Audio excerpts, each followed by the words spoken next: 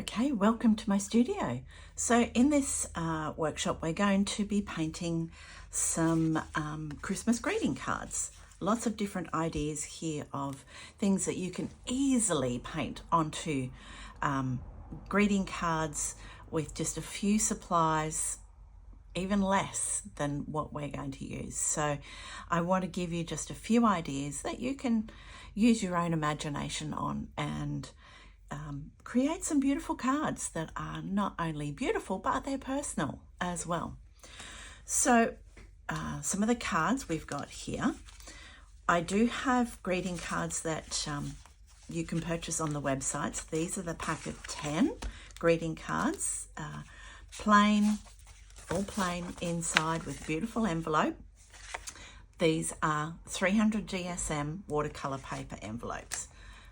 Lovely to paint on, beautiful quality. So these are for sale on the website. Now, if you can't, and if you're just using the videos just to give yourself some ideas, what else you can do is just grab some ordinary blank greeting cards. This is still 300 GSM, so it's got a nice weight to it, but it's not watercolor paper. These are easy to get anywhere around. And what I've done here is just cut up some A4 paper so that it fits nicely onto the card. It also gives a little bit of depth as well, so we'll glue that onto the card. It has different textures, so that's interesting as well. And that's not to say that you couldn't paint this loosely with some watery acrylic paint or whatever you like. So that can be glued straight onto there and still create a beautiful card. So these are some of the designs that I've been playing with.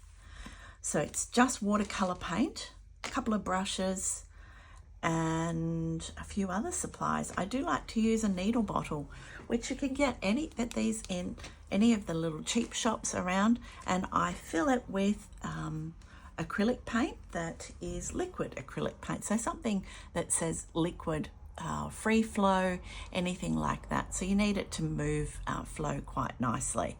So we'll use those as well. A lot of the designs we might use a stamp. So anything you can find around the house that you can pop some acrylic paint onto the inside and use that as a stamp. It's a great start. I used the inside of this roll of tape. It was a perfect size for my baubles. So I just did that, drew a line. You can either paint first and then do the gold around it. You don't have to do gold around it. That one doesn't have gold around it, or silver. So there you go. There's a few ideas, some of the things that we will be creating and covering in the next few very quick workshops. I hope you enjoy.